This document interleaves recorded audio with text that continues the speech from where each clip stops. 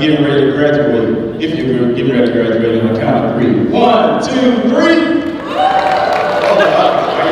Y'all that sad about graduating? Y'all just don't want to leave school. So if you glad about graduating, can you make some noise on the count of 3? 1, 2, 3. Okay, let me go to the parents. If you a parent, go sleep. Oh, they already glad. Can you make some noise?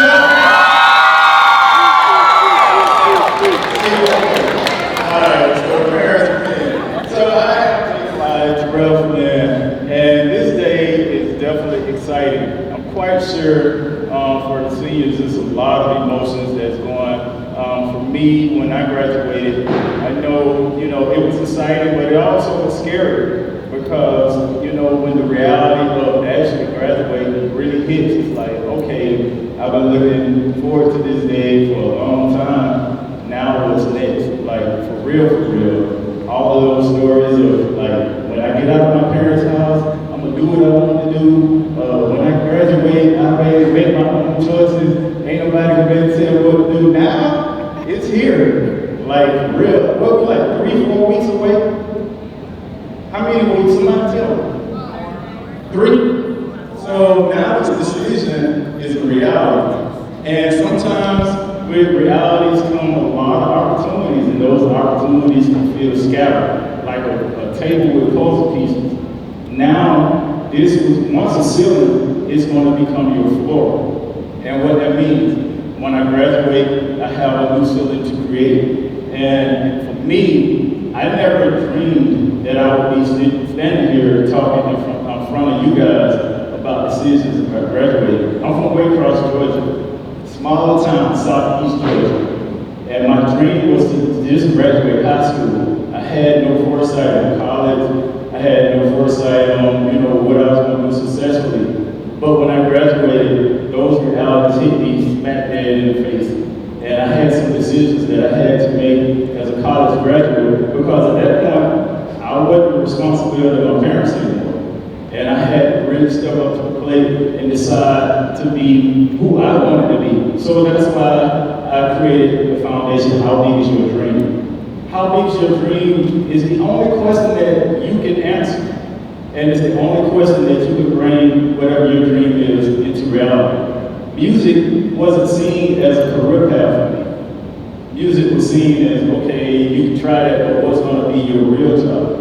Same thing happens with a lot of sports athletes. What's going to be your real thing? What you going to fall back on? So I started pursuing electronic technology. Went to school for electronic technology. I didn't have a passion for electronic technology. I just went because they said, okay, that's something that you can be successful at. And I'll say this about school, college, or even the armed forces as we go into the armed forces. Don't ever go to college to find your dream or your path. Go to college to re-emphasize the dream and the path that's within you. And music for me was always something that I could do naturally. It was always something that I could do whether I thought about it or not. It woke me up in the morning. And if somebody would have told me early, okay, Jay, if that's what you want to do, just add education to it. So you can be educated about your endeavors and bring that passion into a career choice. And once I decided for myself that it was up to me to live my dream, that's when I started to see doors open, doors of opportunity. I was one semester away from having my degree in electronic technology. And I had a great job. Electronic technology was a viable career path as it relates to success. But that wasn't my passion. And I got a call to go to New York and do a tour. The very first time I got paid to do something that I loved. I was going to be doing this anyway, but to get paid for it, I was like, okay, I didn't even know what to tell them to charge. I was like, how much am I get paid? I was like, I don't know. You're supposed to get paid to do this? I love doing this. So my very first gig, I was in New York, rehearsing, and I got paid very well. It was an 8-week run, and we went across the nation. I came back to Atlanta to finish my last semester, and I just couldn't because I was awakened by destiny and by what I was placed on this earth. Now, a lot of people, they have good intentions when they're giving you advice about careers and about things you should pursue. I never dreamed of being in entertainment as a sustainable career path. But I tell you now, looking back on it, and I made a lot of doubts believe because I was able to pull a lot of dreams into reality by me believing. I went back to my hometown, like you heard her say, and I took a festival where I brought a lot of my industry friends back to help those in smaller towns believe in themselves. So can you imagine taking Bobby Brown to a place that he's never heard about, but coming because he believed enough in the person that he knows? And that's why relationships are so important. A person will believe in you so much that they'll follow you to what you say you're passionate about. So I started pursuing music, and one thing led to the next. I wasn't in high school then, it was just a talent. But once I started educating myself and going further with my private studies, it became a career. So as I wear this Berkeley shirt, I went back to Berkeley School of Music. I totally left the electronics thing. Went back, got my education and my degree from Berkeley School of Music, and graduated with a 3.96 average from Berkeley School of Music. And now I'm on their mentorship program to help mentor Berkeley College students, as well as sitting on the Georgia Tech School of Music advisory team. So with that being said, I seem like I won, right? Can y'all tell? Did I win? Yeah, and I'm here talking in front of you guys because of the decisions that I made to follow my dream. But I didn't follow that dream without a plan. I started to write things down, started to see what I really wanted out of this music industry. Then I said, okay, everybody's going for this Grammy thing. Everybody wants the Grammy. What is it about Grammy? So at the time, I was working with Towers High School. I was on a mentorship program over there, and I remember doing this mentorship program, and Jacquees was in my program. I didn't know him from Adam. He was actually playing football. And Jacquees was like, I just want to, be a singer, man. I just want my check. Have y'all ever heard of Jacquees before I make this whole? Okay, I just want to make sure y'all know who is Jacquees. Okay, so Jacquees was telling me his whole story. I was like, man, you can believe it, man. And it's on my YouTube page. I got my YouTube page have all this stuff that I've done and accomplished, but you can see him telling me a story about being a big singer in the industry.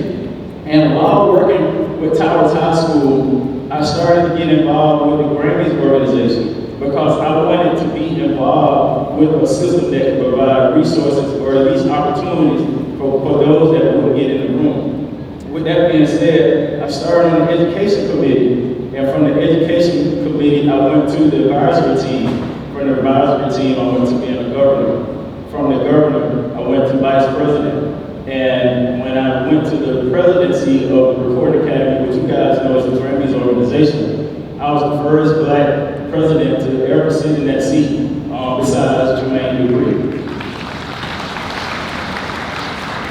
So I stand here in front of you with a lot of accomplishments, and accomplishments don't make me, they just remind me of that dream that I had for myself.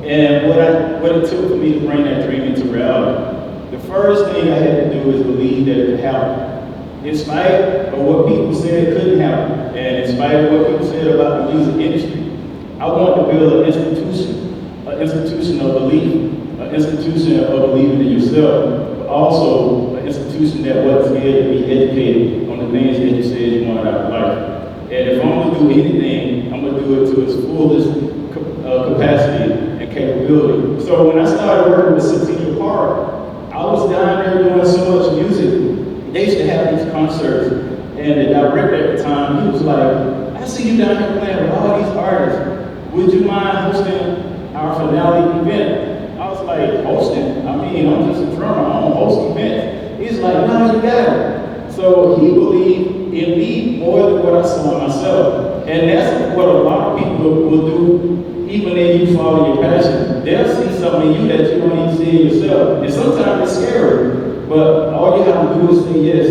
and believe and put the work in. So I said, okay, I'll try it out. From that point, I started hosting the finale events at Centennial Park. And then he took it up to another level. And remember I said, your ceiling becomes your floors. He asked, would you be interested in doing our music for Centennial Park fireworks celebration. I was like, you mean the fireworks that happen down here in Centennial Park? He's like, yes, we never had a band to do it. We normally have Army bands come in or military bands. I was like, okay, I'll try. From that point on, I was the only music director that they ever had to do it for multiple years up until when COVID stopped. And it was a live broadcast.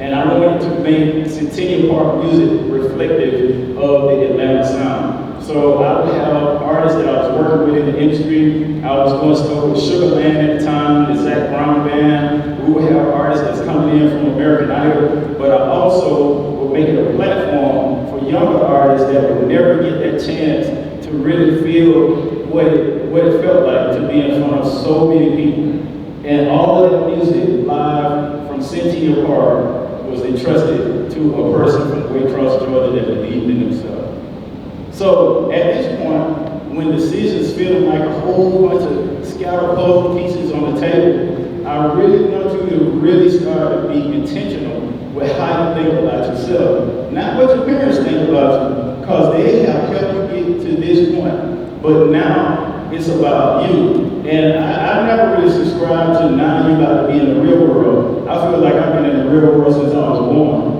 And you got to be intentional about what you want out of your life for yourself. So I need y'all, before I take my seat, I need all y'all to turn up for me and just say this one thing. I need you to say, how big is your dream, as loud as you can, okay? On the count of 3. 1, 2, 3. How big is your dream? That'd be loud. Okay, I'm live here in Newton County. I've been in so many schools, and so many schools turn up